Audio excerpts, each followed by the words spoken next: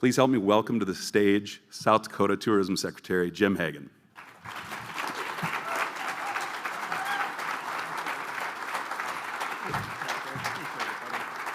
Thank you so much. Let's see. Testing one. Thank you, Patrick. I appreciate that so much. It is so good to be here. Tashina, I just told her, when I grow up, I want to be just like her.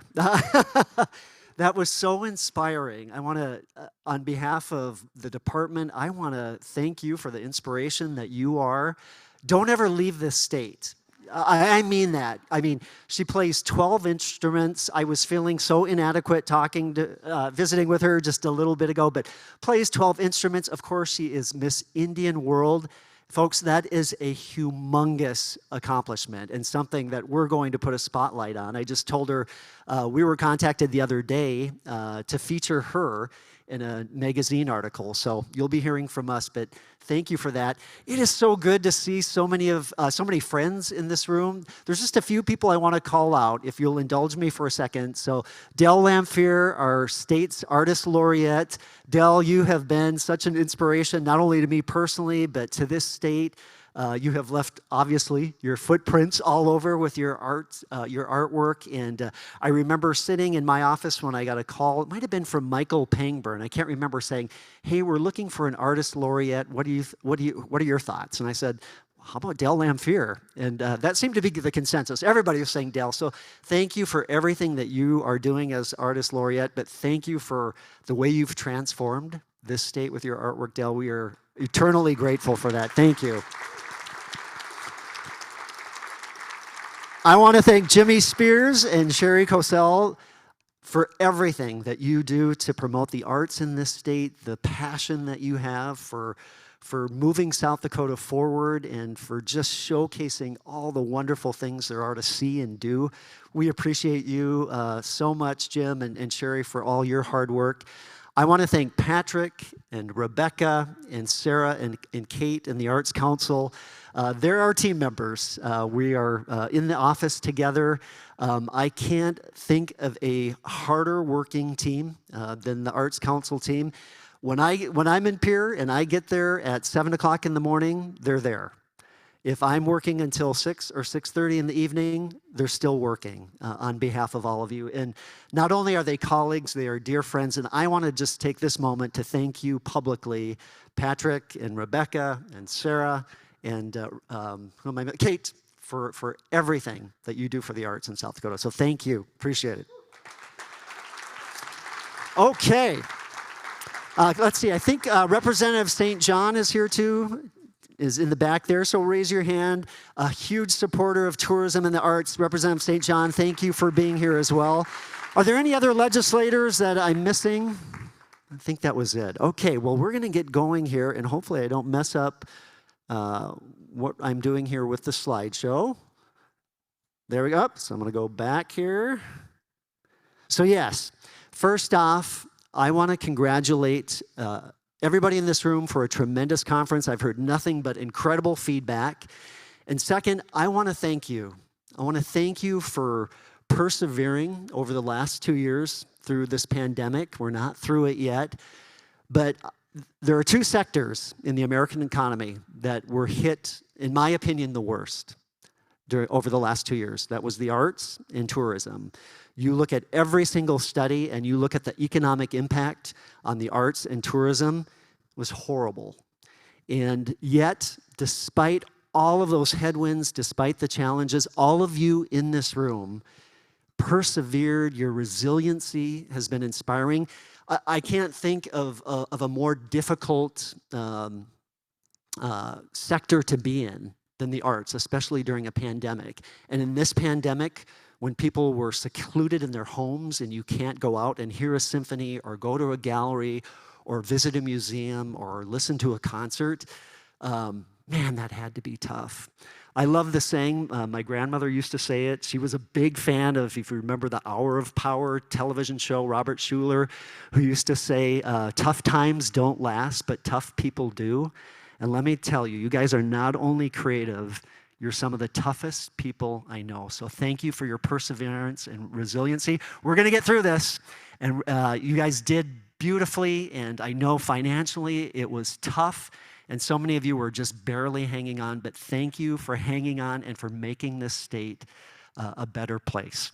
So today, what I want to cover real quickly is the state. We're going to cover the state of travel and tourism in South Dakota. We're going to look at travel sentiment today. We're going to look at current challenges that are facing us in travel and tourism. We're going to take a look at some of the marketing work that our department has out right now across the country. We're going to talk about some new arts-related marketing work that we're focusing in on.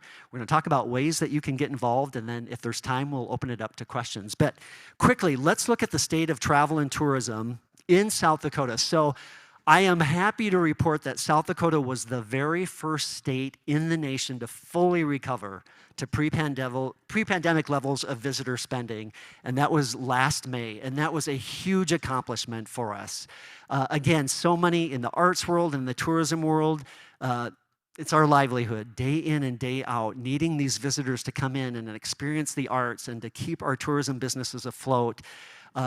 That did my heart good to see that we had finally returned to pre-pandemic levels of spending. And literally throughout the pandemic, even though our numbers were down in South Dakota, we were just one of a handful of states, South Dakota, Montana, Idaho, and Puerto Rico, that month in and month out were doing the best in the nation. And often, every month, South Dakota was leading the nation in terms of recovery. So that is good news. It set us up well for 2021, and it sets us up well for the future. So in 2021, we welcomed 13.5 million visitors to South Dakota. That was a 26% increase over 2020. Those visitors came in, and even though we're in the middle of a pandemic, they spent $4.4 billion while they were here. And that's not only at tourism businesses, that's going to arts-related businesses or anything that has to do with the arts. That was a 30% increase and an all-time record, even in the midst of a pandemic. Our national and state parks generated record numbers as well in 2021. 8.3 million visitors to our state parks. Our national parks welcomed 4.8 million. Those are huge numbers. I always laugh at this stat. TravelSouthDakota.com, our website. Folks who were visiting spent 5.9 million minutes, almost 6 million minutes on our website. They engaged with 5.4 million pages, and that equals 11 years and 226 days, if anybody's counting. Tourism and the arts supports 54,208 jobs. That's 1 in 12 jobs in South Dakota. And the thing that I love the most is those jobs in tourism and the arts are generating $1.8 billion in household income. And that's money that is being spent in our local communities. Without jobs in tourism and the arts, our state would look incredibly different.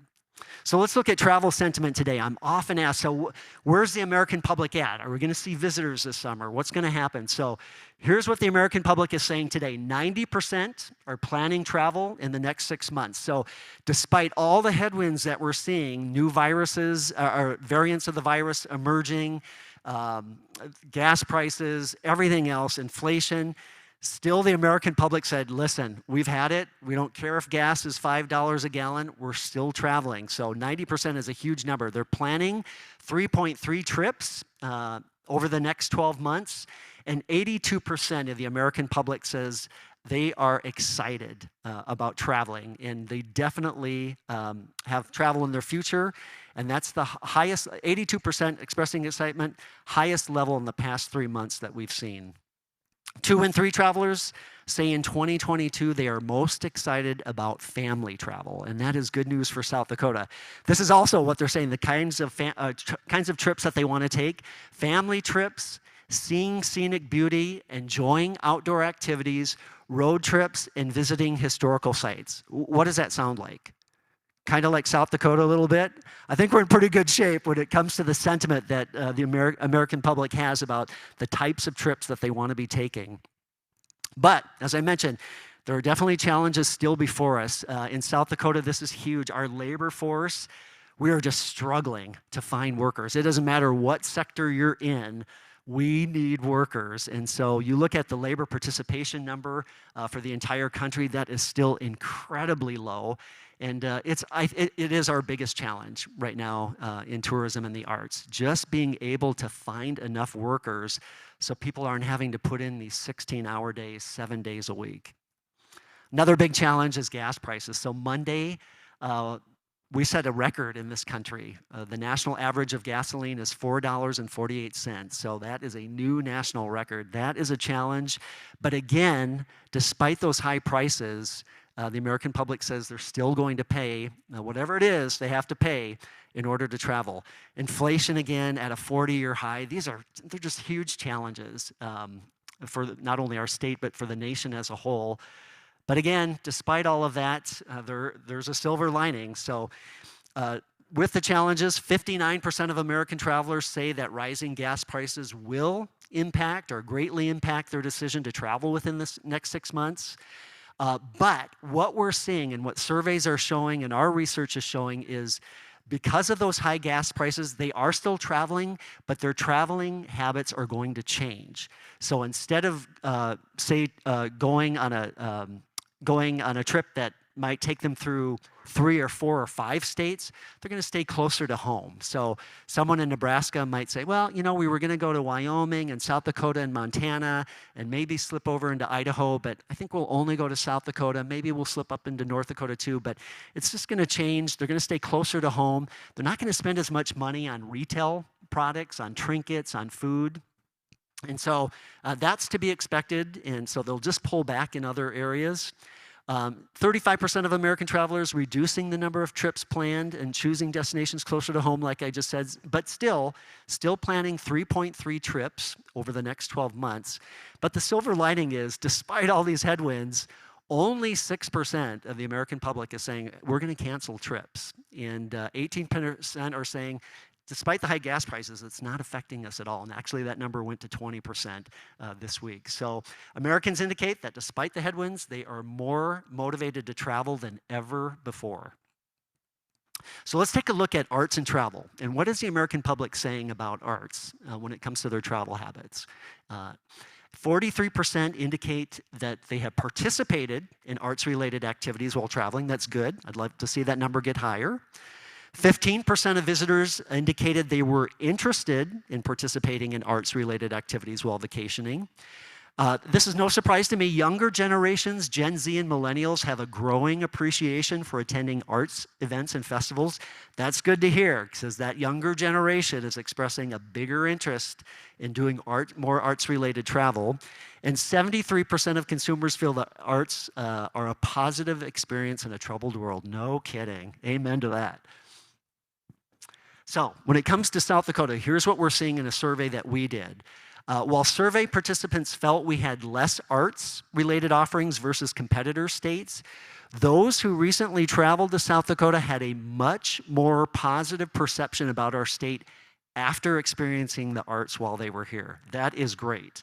And ultimately, visitors may not be aware of the many arts-related attractions and experiences in our state, but once they get here, they're pleasantly surprised that, wow, they had a lot more to see and do when it comes to arts and culture than we ever thought. So that is really positive and good news, and you guys should find that very encouraging. So let's take a little bit of a look at our 2022 marketing work so you can see the markets that we're in and where we're targeting. So the states that are in the yellow would be our primary markets. Those that are in the lighter blue would be important markets to us, but like a second-tier market. You'll see that we have Dallas, Texas in yellow and Chicago in yellow. Those are primary markets for us, and they have been performing beautifully over the last couple of years. We are seeing more Texans and folks from Chicago than we ever have before. Really, with our marketing nationally, we do have a national approach. So you'll see our marketing up in the Pacific Northwest. That's a growing area for us. Salt Lake City, Utah, another growing area. Phoenix. So really, quite honestly, there isn't a state in this country where we're not appealing to the folks in that state. It's just a matter of budget, like it always is for everyone. You never have enough money to get your message around the country that you want to, but that is growing more and more, and we have numerous tactics in which to reach these audiences. It used to be 10 years ago with the campaigns that were going on with tourism, we went black. So you would see tourism ads maybe start in January, February, run March, April, May, maybe into a little bit of June, and then we'd go black. We'd go silent. There wouldn't be anything. And then we might pick up again a little bit near the end of the summer to promote the fall shoulder season and the winter. Do that for a little bit, and then we'd go black. Things have changed considerably for our department in the last 10 years. We are now on 24/7, 365. We never go black with our marketing. We have marketing going on in some way, shape, or form all year round, all across the country. Oops, back here. Here's our target audiences. So still families, our number 1 target audience. Seeing lots and lots of families. The mom is the vacation planner. They have kids in the household, and definitely wanting to get out and experience the great outdoors, but also interested in educational aspects for their children. So whether that be state and national parks, museums, galleries, that's very important to moms and dads. We've got searchers, which are a little bit, they're a younger professional couples, usually, no children in the household. They'll often take last-minute trips.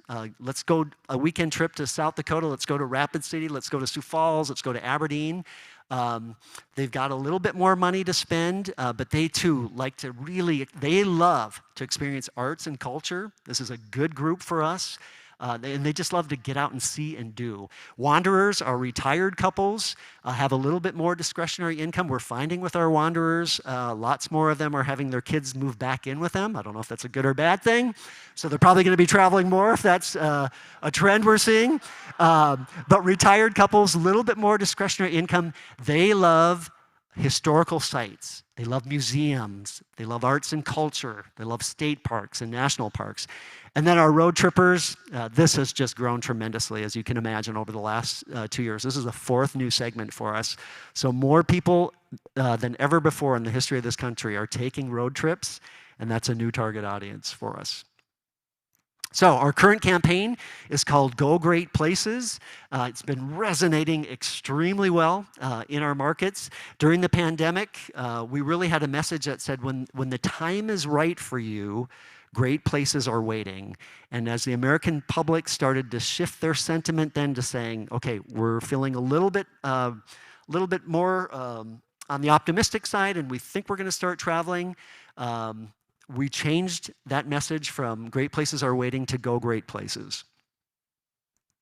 Our peak strategy, we are always striving for what we call multi-channel mastery. So whether you see digital ads, if you're on a computer and you see a banner ad for us, whether it's our website, whether it's things that we're doing through print or television or wrapping cars in markets, just any sort of platform that we're on, our social platforms, we are always looking at how that message is resonating. We're constantly testing that message to see how it's resonating.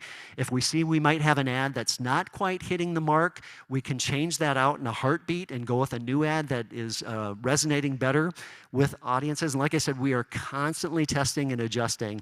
The thing that I love about marketing, and Dell and I were talking about this at the beginning, is we really see what we do as art.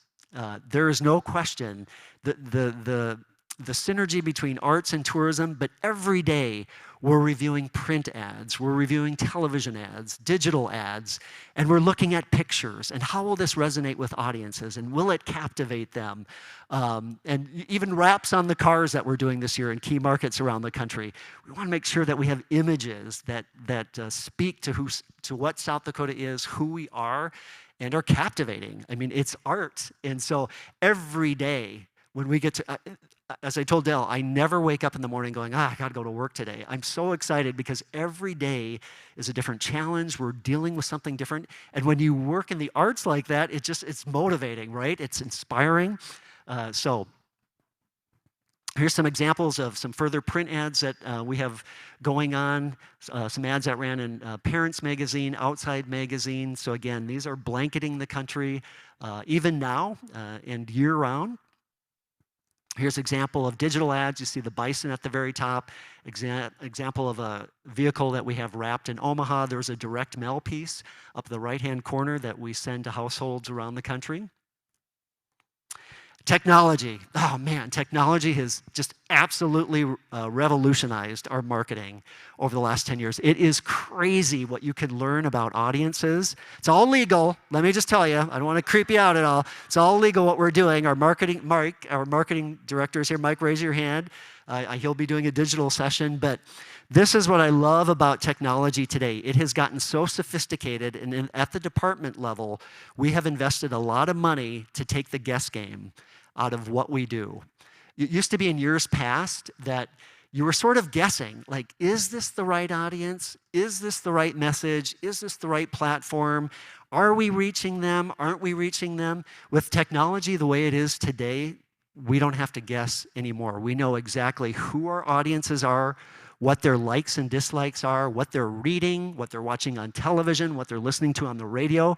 And so we can segment to those audiences. We can craft messages specific to those audiences. So let's just take our TV spots and let's look at those audiences that I talked about earlier, the searcher, the wanderer, and the family. We can take one family household where we find there's a searcher in that household, there's a wanderer in that household, and there's a family member in that household who fit those categories. Technology today has allowed us to go in we can go in, I'll just make up the time, 7:15 at night. You may have a searcher who's watching something on Roku or Amazon. You may have a family member who's just watching a traditional show on NBC. You may have a wanderer who's watching a show on a cable television station. We can go in at 7:15 in the evening and serve up 3 different ads at the same time to 3 audience members in that same household who are all watching on different platforms. That's what technology has done for us today. So it takes the guesswork out of all of this. Here's an example of a recent TV spot, one of our TV spots that we're running today. Let's see if we can get some audio. You haven't explored yet. The paths you haven't walked, the flavors you haven't savored, the memories waiting to be made. The best stop is the next stop, and that's here in South Dakota. Adventure is out there. Come find it in the land of great faces and great places. Great faces, South Dakota.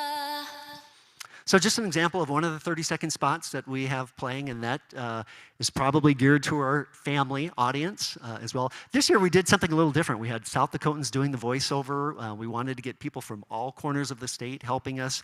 We had a Native American gentleman who did part of the voiceover for us, so we just loved it. You're going to see more of that from us into the future. We're putting a big emphasis, we did during the pandemic, and this is something that is not going to change from our department. You're going to see a much bigger focus on traveling local, which is geared to South Dakotans. So encouraging all of us in this room to explore our backyards and everything great that there is to see and do. This is an example of an awesome hidden gem up in the northeast corner. This is Wabae Lake National Wildlife Refuge. Most people have never heard of this. It's along Highway 12. Beautiful spot. If you're looking to get into the great outdoors, as a kid, I used to spend a ton of time here, but you'll see us with a bigger emphasis to South Dakotans to travel local as well. We have, again, a robust strategy. We're on radio. You'll see digital streaming that we're doing. We invested in podcasts a couple years ago, some of the nation's best podcasts that we're actually advertising on now. That has done extremely well for us. We still continue to do our activations around the country as well. So some years you may see us in the Macy's Thanksgiving Day Parade if you've caught our float there. This year, or a couple of years ago, we decided we're going to own President's Day. I mean, what other state in the country can say, hey, this is our day, but South Dakota. So every year we've been upping our game, going into different markets with an activation. We were just in Dallas, Texas in February, owning President's Day.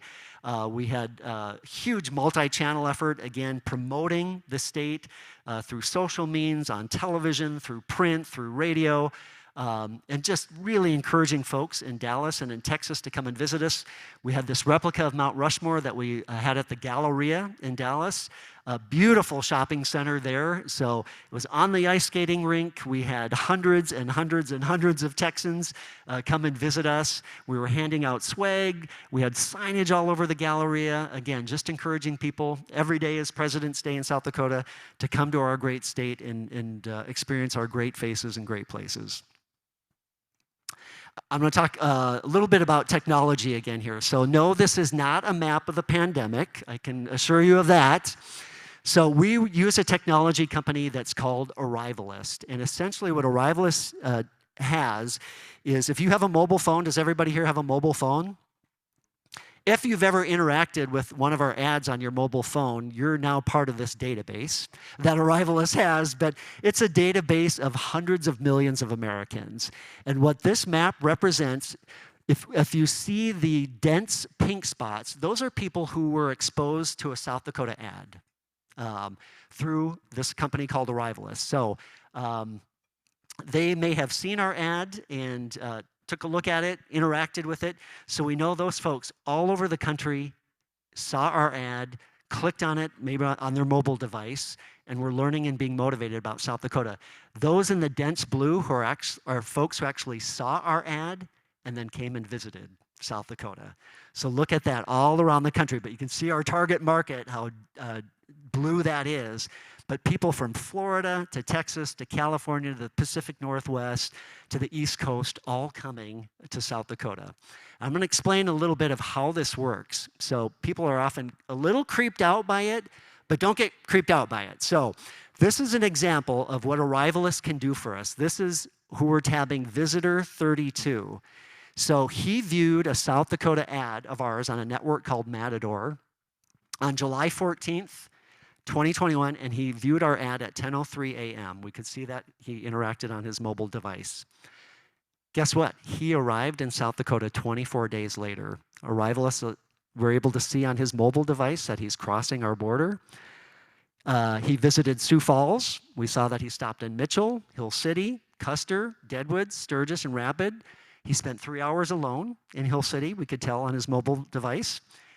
His destination was Sturgis. That's where he ended up spending the bulk of his time.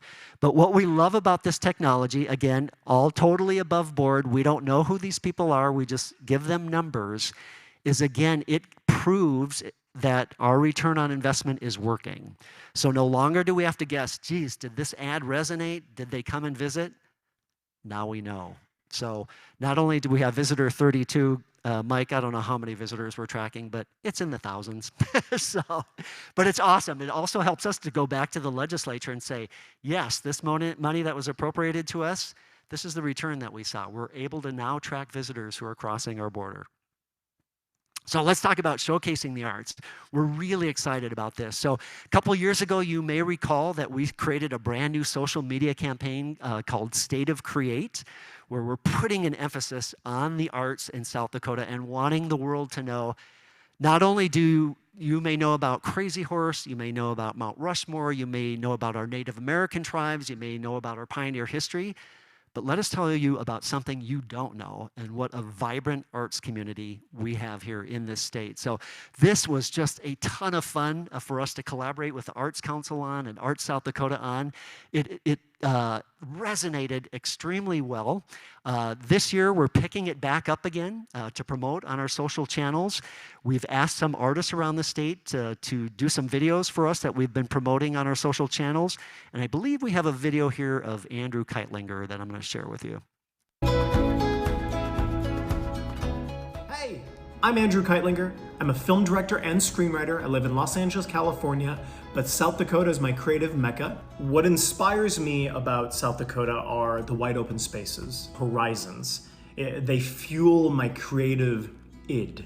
Driving through the Badlands from interior to scenic, that is like my creative epicenter. I need those wide open spaces to expand my mind and to come up with themes and concepts and characters. It's essential. I will go back for the rest of my life. I want to someday have a house in the Badlands. That'd be super fun. Now, I can't show you what I'm doing now, but the last movie I directed, which was shot in South Dakota, and it's about South Dakota, is available on Amazon Prime. You should watch it. It's a movie about hope and where it can come from the most unlikely of places, and it was shot on the wide open plains, and it's a beautiful film and there's a cute dog in it. So you have to watch it. So love that video. Yeah, again, we just want the rest of the world to know, not only, like I said, do we have these incredible national parks and state parks and all these other things, we have world-class artists in this state, and we want to showcase them. So this is not going away. You're stuck with this in perpetuity, folks. So we're excited to continue to put a spotlight on our arts and culture for years to come. We've been hosting press trips related to the arts. So a couple years ago, before the pandemic, we wanted to put a focus just on the arts, and we hosted what we called our Arts and Sculpture press trip. So we had about a half dozen top-tier travel writers came to South Dakota for a week. We were able to take them from east to west to experience all that there is to see with our great arts and culture. And actually, we just saw another article published from those efforts just this past week. So it's still paying dividends for us. You're going to see more of this into the future as well. I want to talk a little bit about our Great Finds program. This is a brand new program, a mobile passport program that we just introduced a few months ago. The goal behind this is to highlight every area of South Dakota. And we want to encourage individuals throughout the country to come and find those hidden treasures in South Dakota, whether that be arts related or anything related. Like I said, everybody knows about the big ticket items, or they're pretty familiar, but our goal is to get people off I-90 and I-29 into those smaller and smaller towns, rural areas of South Dakota, so they can experience all these other great gems that we have. So this launched in March 2021. If you go to travelsouthdakota.com, our website, just type in Great Finds. This will take you to the homepage there that talks about the program. This mobile pass, you sign up right on travelsouthdakota.com. It'll send a text message to your phone, and you just click on a link there, and it adds this mobile pass to your phone. You don't have to go to an app store to download it. It is so easy. So here's the goal behind this.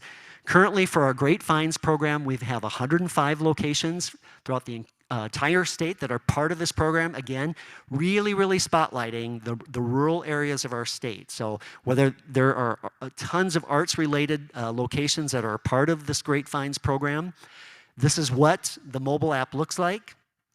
So if you download it from our website to your phone, you can find the Great Finds places to eat, drink, see, shop, play, all great finds. This is an example of Meridian Corner down in southeast South Dakota as one of our hidden finds there. That's what it looks like. What we ask people to do is once you go to one of those great finds, you check in.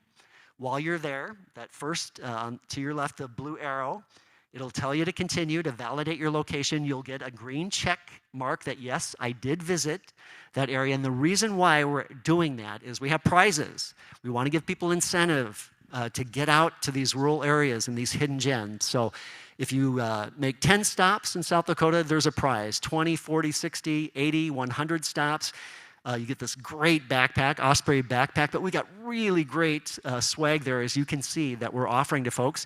We just had our first person hit 10 stops just this week, so they got their South Dakota sticker pack, but people love these sort of incentives to get out and travel, and so how cool for us to be able to feature South Dakota artists who have done this work for us with our giveaway. So, passport promotion details, we are promoting this heavily through the vacation guide, through our website. Our website is getting close to 3 million visitors a year and just continues to grow. We're emailing folks around the country. Again, it's part of our print and direct mail. We're promoting on digital and social. So you can see to your left, South Dakota Great Finds. We're creating a new passport program also called Black to Yellow. That will be a feature between the Black Hills and Yellowstone. And today you are hearing for the first time we are creating a new State of Create passport, which will look just like the Great Finds, all centered on the arts in South Dakota. So we worked with the South Dakota Arts Council, Jimmy and Sherry to help with this launch, which we'll do next month. We'll begin with highlighting more than 50 places across the state. Those consist of galleries and museums, studios, murals, statues, performing arts centers. Again, we're going to promote the heck out of this through digital and social media.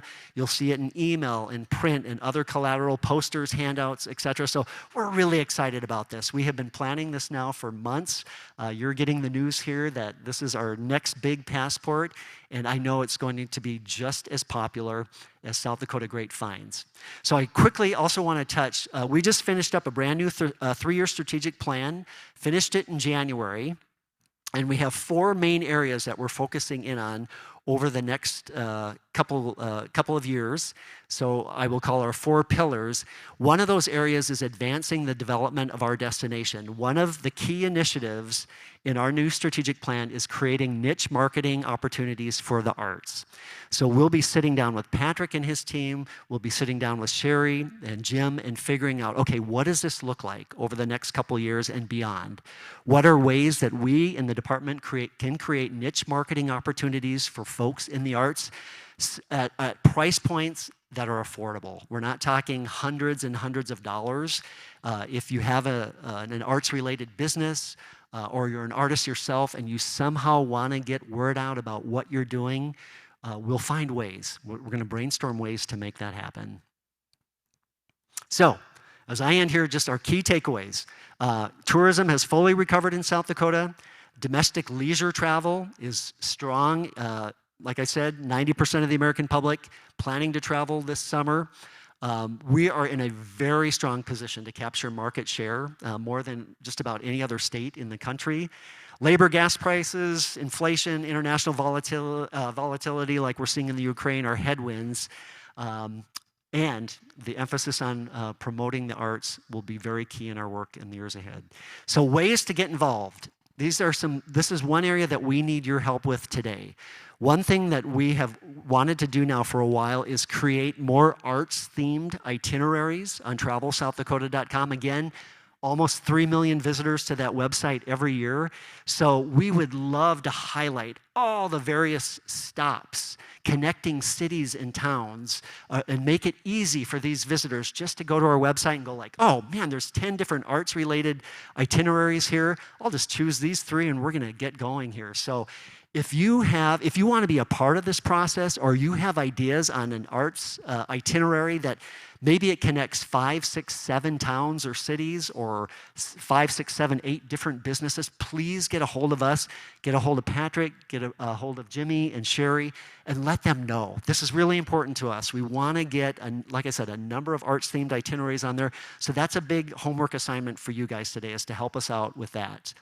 Ways to get involved. I would really encourage you, if you're not involved in your local chamber or convention and visitors bureau, please get engaged at the local level.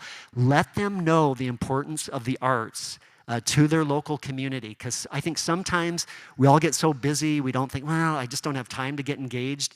It's going to be critical that you get engaged at the local level. There are 4 regional tourism associations throughout the entire state. Get involved in those regional tourism associations. Get your business or get your event listed on TravelSouthDakota.com. It's very easy to do.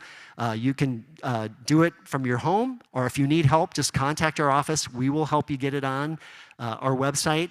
SDVisit.com is our industry website. Every day that's being updated with the latest news. There's research, our marketing work, our strategic plan. Check that out. Please, please, please, let us know what's going on in your community as it relates to the arts, because we want to get that promoted on our social media platforms. We're passionate about doing that. So let us know what's going on. And if you can, I would really encourage you to start attending the South Dakota Governor's Conference on Tourism. It's every January. It's in Pierre. There has been more of a focus on the arts in recent years. I haven't even talked to Patrick and Jim, but we're going to ask you to do a breakout session again at the 2023 conference that's just centered on the arts and how people can get more engaged in the arts and just latest updates on what's going on in South Dakota. So if you can, please get engaged in that. 605 Day is coming up here, so hey, we live in June 6th, or June 5th, excuse me, 605 Day. This has sort of become a little bit of a mini holiday in South Dakota as we've started to put a focus on it, but we're just one of a handful of states that has a single area code, and we take advantage of it. So we've seen 605 Day themed events. There are giveaways going around in the state. We promote the heck out of it on our social media channels. We have a toolkit if you're interested in getting involved at a local level and putting an arts spin on it. And just doing a lot of posting about 605 Day. I think this is a great opportunity, again, to promote the wonderful arts and culture scene that we have in our state by taking advantage of this day. Okay, my time is up. Again, thank you for allowing me to be here. You guys are doing God's work. I mean that. We're so proud of you. Stick in there. Thank you for your resiliency, and thank you for the positive impact that you're not only having on our state citizens and the next generation, but you're having on travelers from around the world. We're grateful for it. All right, have a great rest of the conference.